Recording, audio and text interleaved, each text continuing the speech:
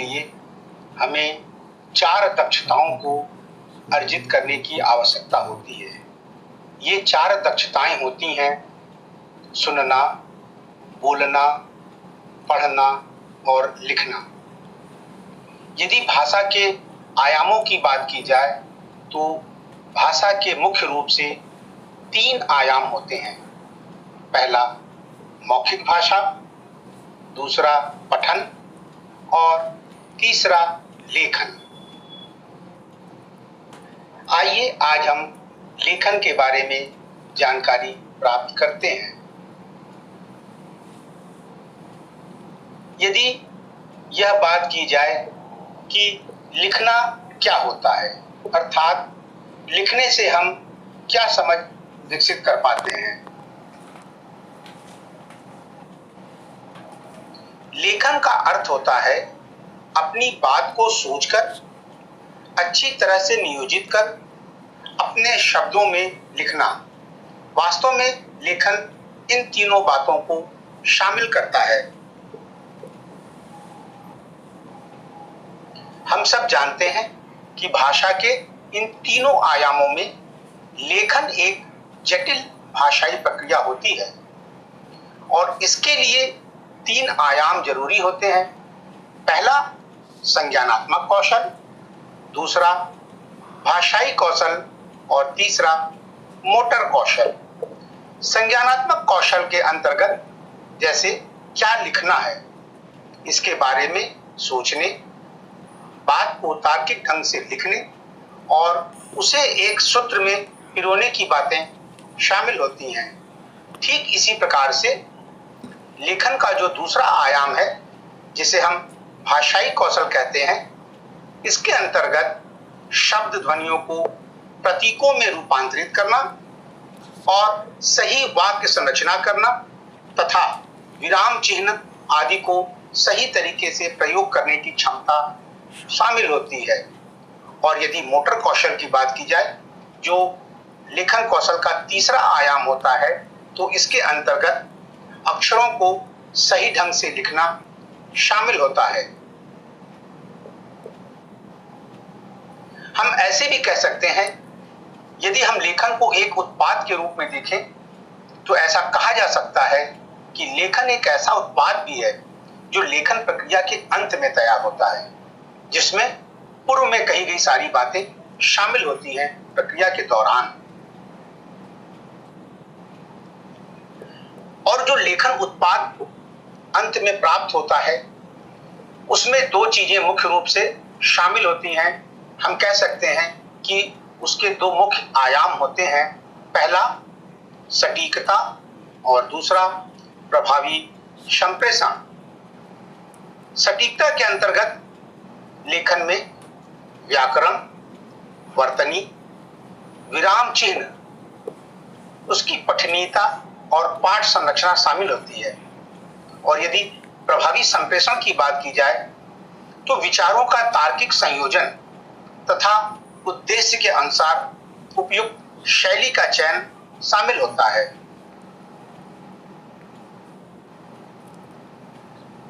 जब हम बच्चों के साथ लिखना सीखने सिखाने की प्रक्रिया में शामिल होते हैं तो एक शिक्षक के रूप में हमें यह ध्यान रखने की आवश्यकता होती है कि हमारा जो तरीका हो, जो रणनीति हो, वो संतुलित हो और उस संतुलित पद्धति के अनुसार हमें ये ध्यान रखना होगा कि हम बच्चे के साथ लिखने के बुनियादी कौशल के विकास पर भी बात करें और उनमें यह भी क्षमता विकसित कर सकें कि वे एक पाठ की रचना कर पाएं। आइए थोड़ी जानकारी लिखने के बुनियादी कौशल के बारे में प्राप्त करते हैं। लिखने का जो बुनियादी कौशल होता है, उसके अंतर्गत अक्षरों की बनावट, सुलेख, सही वर्तनी का प्रयोग और उचित स्थान पर विराम चिन्हों का सही प्रयोग तथा सही वाक्य विन्यास शामिल होता है। ठीक इसी प्रकार रचना कर पाना जो उच्च स्तरीय कौशल होता है, इसके अंतर्गत शीर्षक और पाठक के बारे में सोचते, विचारों को व्यवस्थित करते और मसौदे में संशोधन करते हुए एक संप्रेषण परक पाठ की रचना कर पाने की क्षमता शामिल होती है।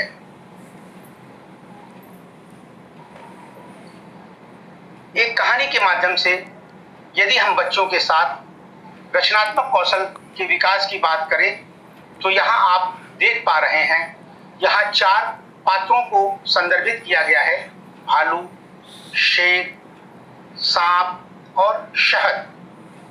भालू की विशेषता को चट्टान के दरार में उसके निवास स्थान को लेकर के संदर्भित किया गया है।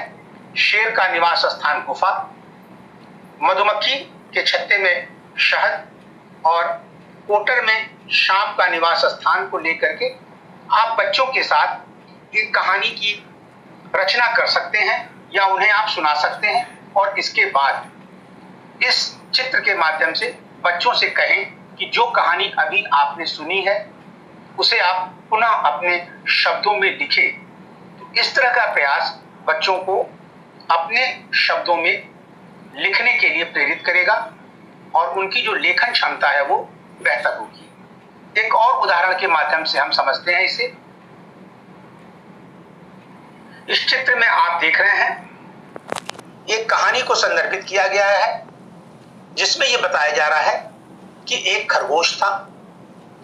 जब वो बूढ़ा हो गया, उसका बुढ़ापा आ गया और उससे अपना घर निर्मित नहीं हो पाया, वो अपने पंजों से घर को नहीं खोद करके बना पा रहा था अपना बिल, तो वो चूहे की मदद के लिए गया। चूहे ने कहा, अरे खरगोश भाई, मैं तुम्हारी कैसे मदद कर पाऊंगा, मेरा खुद ही पंजा देखो चोटिल हो गया है, कल अचानक मुझे इस पंजे में चोट लग गई और मैं बहुत घायल हो गया हूं, मैं तुम्हारी बिल खोदने में मदद नहीं कर सकता। तो खरगोश और चूहा मिल करके फिर सांप के पास पहुंचे, जो सांप एक बिल में रहता था। उसने कहा, ठीक है भाई खरगोश, यदि तुम्हें रहने की समस्या है तो आओ, तुम मेरे बिल में रह लो, मैं चला जाता हूं पेड़ पर कहीं अपना समय गुजार लूंगा। और सांप ने खरगोश के लिए उदारता दिखाई और उसको रहने का स्थान दिया। इस प्रकार की कहानी आप बच्चों को बताएं और फिर उनसे आप इस चित्र के माध्यम से कहें कि जो अभी आपने कहानी सुनी है, इन शब्दों की मदद से आप एक नई कहानी की रचना करें। तो बच्चों को अवसर मिलेगा, वे स्वतंत्र रूप से अपनी बात कह पाएंगे। जब हम बच्चों के साथ सीखने सिखाने का कार्य करते हैं तो उस दौरान हमें कुछ सिद्धांतों का अनुपालन करना चाहिए। जैसे एक शिक्षक के रूप में आप ये प्रयास करें कि बच्चे अपने शब्दों में लिखना सीखें और सही व तार्किक ढंग से लिखना सीख जाएं। और यह तभी संभव हो पाएगा जैसे अभी हमने आपको पूर्व के 2 स्लाइड्स में कहानी को सुनना उन पात्रों के माध्यम से और फिर उन्हें अपने शब्दों में लिखने का अवसर बच्चों को हम दे करके ये क्षमता उनके अंदर विकसित कर सकते हैं। ठीक इसी प्रकार से जब हम बच्चों के साथ लेखन का कार्य कर रहे हैं तो उन्हें अलग अलग प्रकार के लेखन का अभ्यास करने का अवसर दिया जाना चाहिए। और बुनियादी और उच्च स्तरीय लेखन, जिसमें मैं पूर्व में भी बात कर चुका हूं, उनमें संतुलन होना चाहिए। हम लेखन कार्य कराते समय दोनों कौशलों को एक साथ विकसित करने का यदि अवसर दे रहे हैं तो जो बच्चों का लेखन क्षमता है वो बेहतर ढंग से विकसित हो पाएगी। और पठन और लेखन गतिविधियों में परस्पर संबंध होना चाहिए, अर्थात जो कुछ हम पढ़ रहे हैं उसके द्वारा ही या उससे जुड़ करके ही कुछ लिखने का उनको अवसर मिले, या वो जो पढ़ रहे हैं उसके आधार पर कुछ लिखने का यदि अवसर पाते हैं तो उनकी बात बेहतर तरीके से लेखन में प्रदर्शित होने लगती है। जब आप बच्चों के साथ लेखन का कार्य कर रहे हैं, आप उनकी क्षमताओं के विकास की बातचीत कर रहे हैं, तो आपको कुछ बातों का ध्यान रखना चाहिए। जैसे बच्चों के समक्ष आप आदर्श लेखन का उदाहरण प्रस्तुत करें। इससे क्या होगा कि बच्चे आपको देखेंगे कि किस प्रकार से आप आकृतियों को, जो वर्णों की आकृतियां हैं, अक्षरों की आकृतियां हैं, आप उन्हें बना रहे हैं, बच्चे भी उसका अनुकरण करेंगे। तो आपको एक उदाहरण बच्चों के सामने प्रस्तुत करना होगा।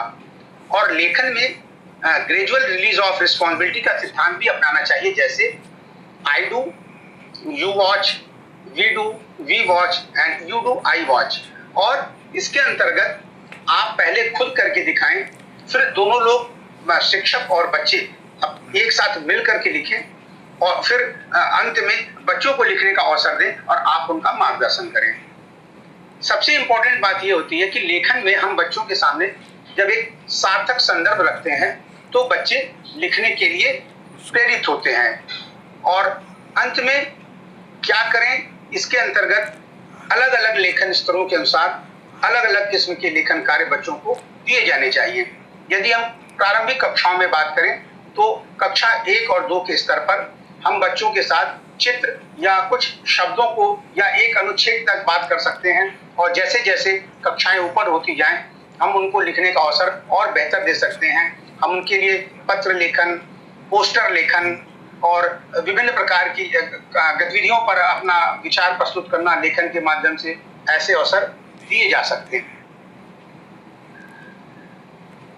प्रारंभिक कक्षाओं में लेखन विकास के लिए 5 प्रमुख क्षमताओं पर हमें कार्य करना चाहिए। जैसे इमर्जेंट लेखन के अंतर्गत बच्चे स्क्रिबलिंग करते हैं, वो आड़ी तिरछी लाइनें खींचते हैं।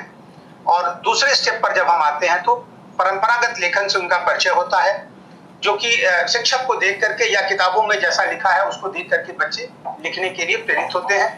तीसरा होता है संरचनाबद्ध लेखन, चौथा पाठ की संरचना, और अंतिम में बच्चे पहुंचते हैं क्रियात्मक लेखन की तरफ, जब वो स्वतंत्र रूप से अपने विचारों को, सुनी हुई बातों को या अपने अनुभव को लेखन के द्वारा व्यक्त कर पाते हैं। कक्ष में लेखन विकास के लिए हमें कुछ रणनीतियों को भी अपनाने की आवश्यकता होती है, जैसे कि बोल बोल कर लिखना, या जिसे हम आदर्श लेखन भी कहते हैं। जब हम बोल बोल करके लिखते हैं तो बच्चों के मस्तिष्क में एक ये समझ विकसित होती है कि जो बोला जाता है उसे लिखा भी जा सकता है, और यदि यह बोला जा रहा है तो इसे इस प्रकार से लिखा जा रहा है। और शिक्षक फिर जैसे लिखता है उसे बच्चे देखते हैं और फिर उसका अनुकरण करने का प्रयास करते हैं। दूसरा जो रणनीति है वो है सहयोगी या साझा लेखन। इसके अंतर्गत बच्चे और अध्यापक दोनों मिल करके लिखते हैं। लेखन कार्य में दोनों जो है वो शामिल होते हैं, सहयोग करते हैं एक दूसरे का। तीसरा जो रणनीति है वो है इंटरैक्टिव लेखन, और इसके अंतर्गत अध्यापक और बच्चे द्वारा मिलकर सोचा और लिखा जा रहा हो ऐसी स्थिति होती है। जैसे कि हमने आपको पूर्व में 2 स्लाइड जो कहानी का दिखाया, तो उस कहानी को अगर यदि शिक्षक और बच्चे मिल करके सोचें और फिर एक कहानी की रचना करें तो वह भी एक तरीका हो सकता है इंटरैक्टिव लेखन का। चौथा है मार्गदर्शन युक्त लेखन।